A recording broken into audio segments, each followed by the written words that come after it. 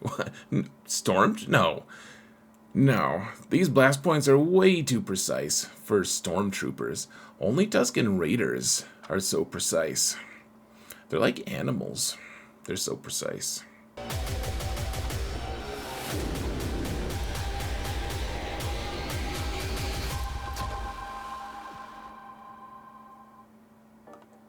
Hello everyone, and welcome to another episode of Zareth Prevails, coming at you with the precision of an animal, apparently.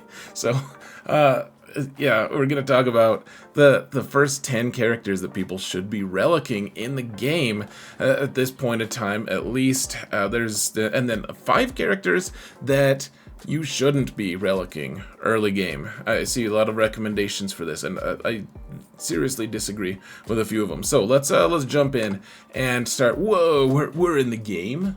This is madness. Wow, crazy. All right, let's get going, folks. So first off, none of these characters are specifically intended to be part of some list of, okay, so Bosk is number 1, Boba Fett's number 2, etc. That's not how this list is going to work. It's just, these are all characters that I think you should be at least considering bringing to relics early game, because it's going to benefit you for specific reasons. So one of them is going to be Bosk, and Bosk is a character who, he's like the king of the bounty hunters. He's the best bounty hunter. All the best bounty hunter builds, even in late game, involve Bosk. There's just not a best bounty hunter build. That's some good alliteration. Best bounty hunter build. Bosphorus. I don't know. Boskphorus. He's part of every single good bounty hunter build, and so he's really good as a bounty hunter. He's going to be a requirement character for, who is it, Jabba or Lord Vader? I don't remember. He's a requirement character for some legendary character. But the other thing that you want, I mean, despite being like all the bounty hunters and the whole faction is foundational, it's amazing, it's very important. The other piece of it, though, guys, is he has the best early game plug and play ship, and if you want it to be strong, and I mean, it's a tank that is good with every single fleet. Honestly, he goes well with every early game fleet, mid game fleet, etc. Eventually, he'll settle down and hang out on the Executor, which is probably your first big unlock ship. But you want him to be relicked because you want the ship to then have a lot of hit points and everything, and that's just how it works. However many relics he has, that's, I mean, how strong the ship is. So, I mean, you don't need Relic 9. None of these characters probably need as high of relics as I'm going to be showing you guys. This just happens to be on my main account, and my main account has more relics because I have been playing the game for, 7 years, 8 years, something like that. So, Bosk, definitely early game. I mean, you want him to be tanky, etc. And then I have a squad listed for each of these characters, just so you kind of have some kind of reference point. And this is just kind of like Greef and Mando are 2 of the best bounty hunters out there. They're unlock characters for Mando. And then Boba Fett is actually our second on this list. Zam is a great target for an early game Omicron, and in fact she loses a lot of value as late game progresses, but that early Omicron is very, very strong for I don't know, years probably. So Boba Fett is another character that is easy to unlock, easy to get to 7 stars, and he does a lot of damage. He has his execute ability, which does it causes people from being able to revive, which early game is something you really want to look for. He ignores taunt, which is also something really nice early game. You can do an AoE ability block, which is nice, and 2 turns for ability block on the guy that you targeted.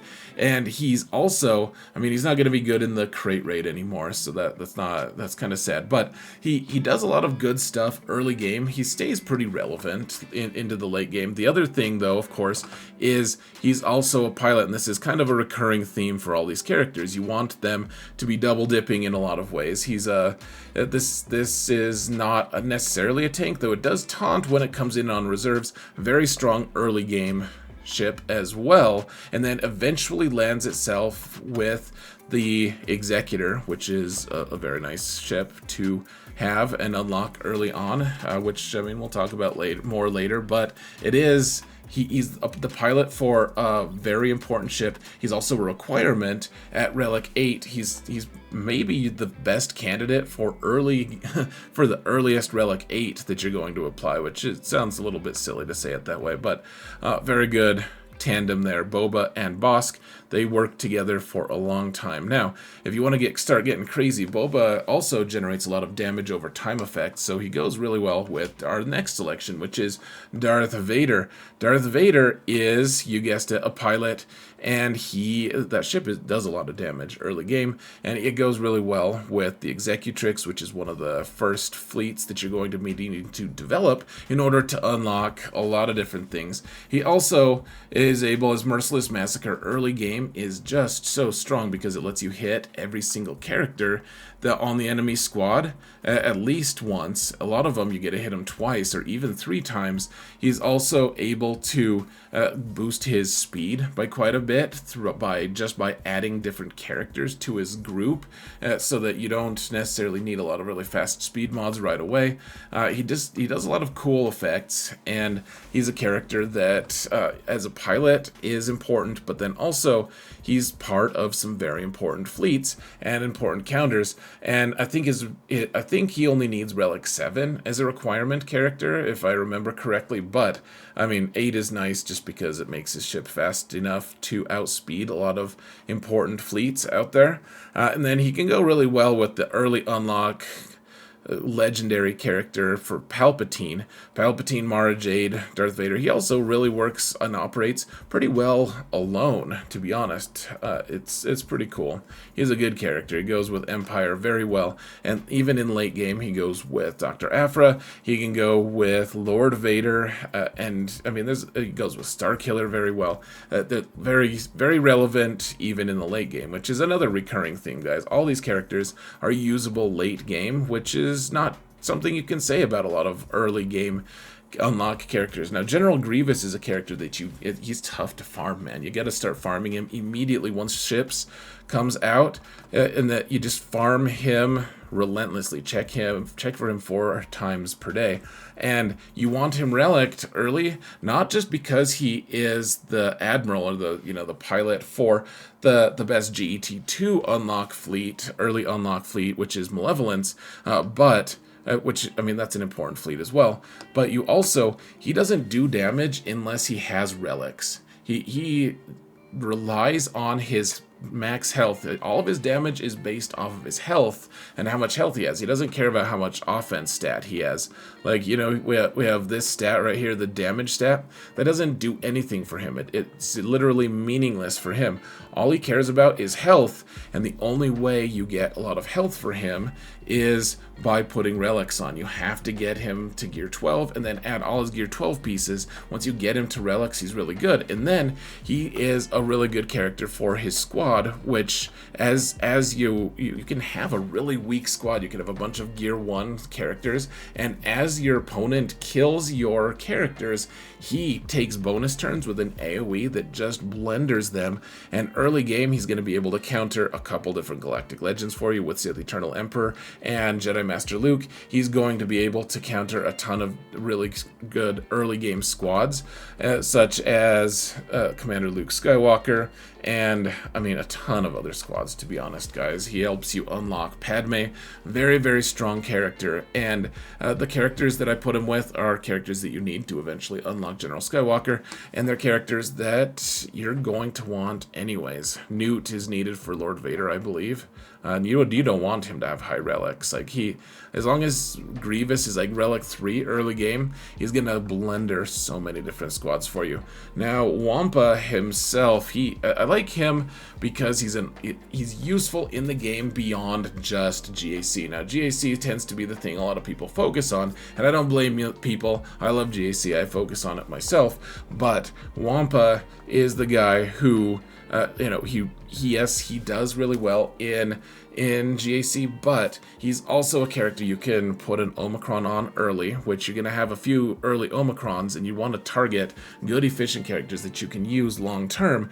But then he's also an unlock character for Jedi Knight Luke, which you're not going to go for immediately, of course, but he also, I mean, he's a requirement character, and he does scale pretty well in the game. He does pretty well.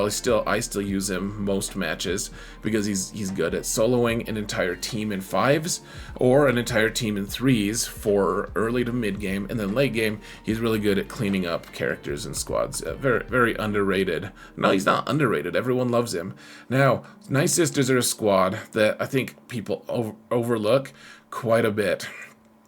Night Sisters are great, and you only need Old Daka at Relic 5. The rest of the squad can be like Gear 8, and you'll kill so much stuff, guys. You just need her to survive everything, and then you put her Zeta on so that she ramps damage as her friends are killed, and then she just revives them over and over again. She kills a ton of early game stuff, ton of mid game stuff, and I'm still using Night Sisters every single round late game, killing teams like Zori, or even sometimes being able to take out like Jabba squads and stuff. Really, really strong.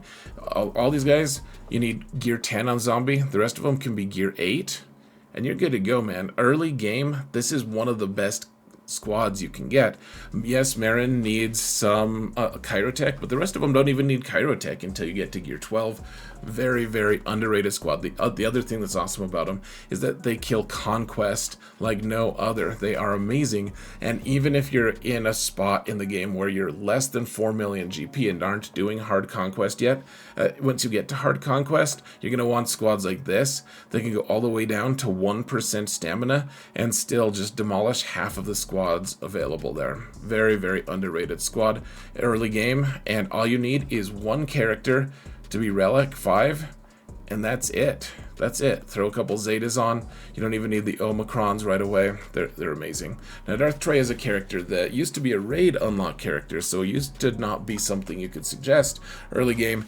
Another really good early game target for an early Omicron, and combined with the other Sith Triumvirate that are marquees, so you can just farm them early game. She hits really hard with her Omicron. She's going to be able to do a lot of really cool stuff, and she protects her squad very nicely. Early game Omicron, I mean, you're going to counter a ton of stuff with her and her Omicron. Without the Omicron, she's a little bit more fragile. The rest of the team is more fragile, but she's going to be boosting the rest of the team. If she dies, however, the rest of the team just kind of collapses. So very, very, very, very worthwhile early game Relic, in my opinion, because she does a ton of damage with it, and she also boosts her survivability by a huge amount with her Omicron, but not necessarily. I mean, yeah, early game Omicron, or early game Relics for sure. You want that. Now, Anakin, finally we have another pilot here. He's the best pilot on the Negotiator fleet, which is the other GT2 fleet out there. He needs Relics because he does a tremendous amount of damage, and he does it often. Every time your friends, who aren't going to be Reliced necessarily right away, take damage, whenever another ally, it doesn't even matter if it's Jedi, it's just some random ally. It's like, hey, Night Sister Zombie, you're minus your 50% health. Cool, I'm just going to go pummel someone. He takes a bonus turn, and he does a bunch of extra damage if everyone on his team is Galactic Republic. He goes with a lot of early game squads. He's a very strong early game pilot for his fleet. He does just a lot of cool stuff early game. He goes well with a ton of different teams. The Qui-Gon team is a very approachable squad that you can go for, and early game, one of the top 5 early Omicrons as well. Look at that. Imagine that, guys. Amazing. Now, General Kenobi, right along in the same vein, he's the pilot for the Negotiator, which probably I would advise people to go for Malevolence first, probably, but if you decide not to, if you decide, no, Zareth, your advice is total garbage, then I would go, obviously, for Negotiator, and he's the pilot for it. Beyond being the pilot for one of the best meta fleets in the game, even still, I guess it's the 4th best fleet right now, maybe 5th, depending on if you think Empire's better, but he's also one of the best plug-and-play tanks in the game. He works with all the different Galactic Republic and Jedi teams to be a very strong tank. And he's just so versatile, guys. He's very, very versatile. Does a lot of cool stuff, and he goes well with Padme early game. He even goes well with this Qui-Gon team. He'll go with General Kenobi, or sorry, Jedi Master Kenobi eventually. He's very, very worthwhile to put relics on early game because he's tough to kill. He does a lot of cool stuff, and I think he's an unlock character, an unlock requirement for Jedi Master Kenobi as well.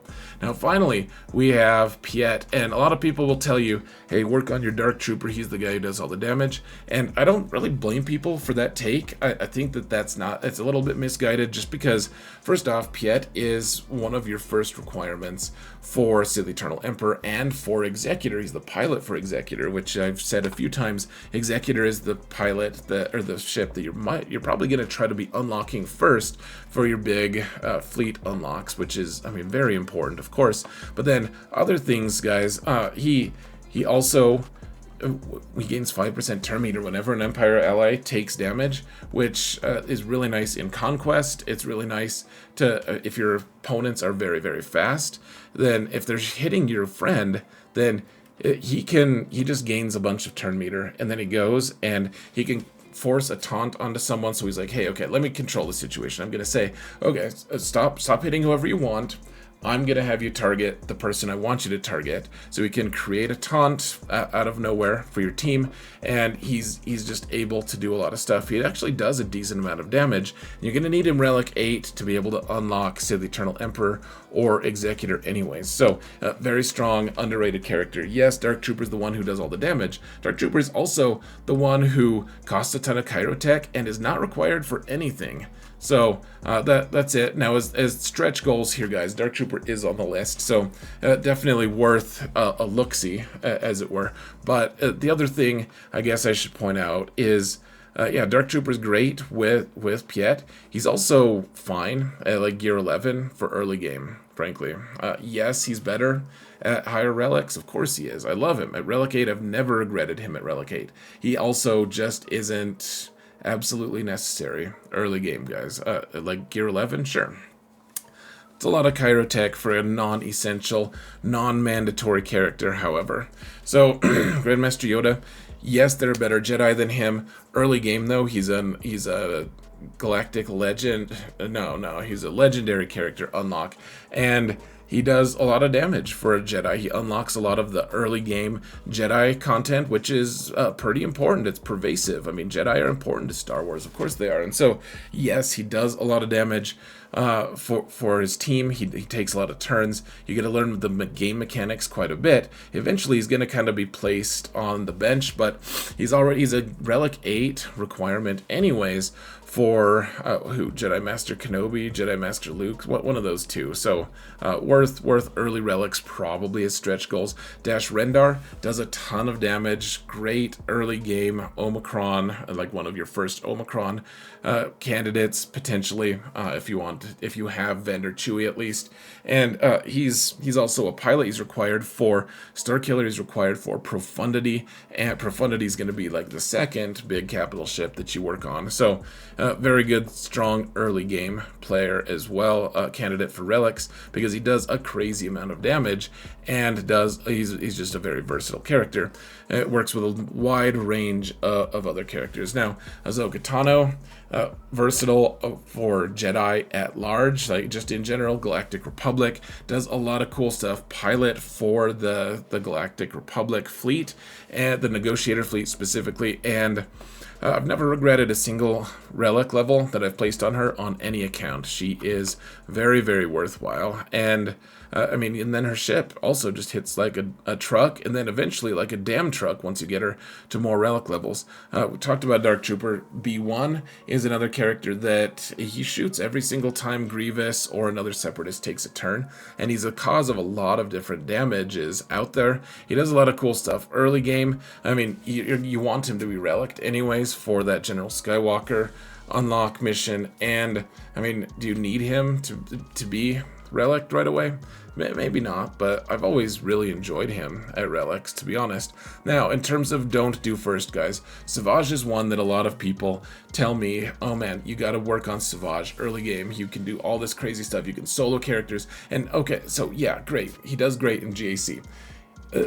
I'm not going to contest that, but in order to do great in GAC, you have to put a Zeta on him, which Zetas are pretty expensive and rare and tough to get. You have to put an Omicron on him, which are also rare and tough to get. And then he's only good in GAC, and he doesn't do anything else in the rest of the game at all, for anything. He's not a requirement character. He is not someone who does well in Conquest 2. He is not anything. He just sits there. He's a has-been. He's that guy who just like sits on your couch and you're like, what are you doing here? He's like, oh, I'm good with GAC. Is this GAC? And you're like, no, that's just like territory battles, man. He's like, oh, that's cool, man. I'm good in GAC. And that's about it.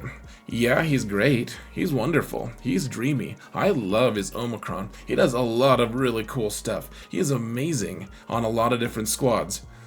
And he's non-essential early game. He is not something you need early game. Yeah, he'll solo stuff. Wampa solo stuff. Darth Vader solo stuff. Focusing on soloing stuff in the early game is, in my opinion, extremely distracting and unnecessary. You don't need to do that, guys. And Savage is not someone... Yeah, he'll kill a lot of stuff. Great. So will all the other things I just recommended, but they'll also do other things in the game and not just sit there and cause you to, I don't know, have regret that he can't do anything anywhere else. This is very sad. Han Solo, very sad. A lot of people say that you should be relicking him right away. He competes directly with Traya and General Kenobi for the guild, the raid currency that you're unlocking those two with. And he just, yeah, he's the pilot for the Millennium Falcon. He's a requirement character. You're eventually going to want to put relics on him. I'm not saying you don't want to put relics on Savage or on Han or anyone on this list. I just don't think he deserves a place on the top 10 of the Pantheon anymore. I'm sorry to say, guys. You can unlock him, and his shoots first is still great. He still stuns someone before anyone gets to go. Great utility character. He does a lot of damage. Really cool character. I just don't think he deserves the focus that a lot of other people have been saying. And that kills me because he's one of my favorite characters, guys. Really, really cool character. Now Mara Jade, wonderful early game character. You only need her like gear 8 though. If you're gonna put her with Palpatine is gonna just she doesn't do that much damage anyways, frankly. She's a requirement character for Star Killers. You want her to be Relic 5 eventually, especially because you want to put Datacrons with her team and everything, all of that stuff. But the thing is, early game, gear 8, 3 stars, is enough to facilitate the destruction of way bigger, way better teams. You really don't need her to do damage. You just need her for her mechanics, and you can do all that stuff at gear 8 or gear 11 or wherever, because all she does is take turn after turn after turn after turn after turn and facilitate the same for Palpatine, for all the other Empire characters that are with her. You don't need a relic early game. Nihilus, Trey is going to protect him. Yes, he wants relics eventually. You don't want him to die. He's kind of squishy, but Trey can protect him. And he's a character that, yeah, eventually put relics on him. You don't need to yet, though. And finally, Nest. Nest is, I'm sorry, a kind of a relic of bygone days. Yes, she soloed stuff back in the day all the time. Now, what does she solo? The same stuff she used to, and almost nothing else. Nothing new. She's not like, oh, hey, look at this. I've found newfound relevance because of the release of this new squad. No, that just hasn't happened with her. She's just kind of a relic. She's not required for anything. I love Nest. I've done a lot of crazy, awesome stuff with her in the past. I've seen people do other really cool, awesome stuff with her, and they're not doing anything now. She just hangs out with some smuggler teams that are like B level or less. So, I'm sorry, Nest. Don't smite me. All right, guys, that's it. Who else should be on this list? I would love to hear what your thoughts are. Thank you all so much for watching, and remember that in all things, Zareth prevails.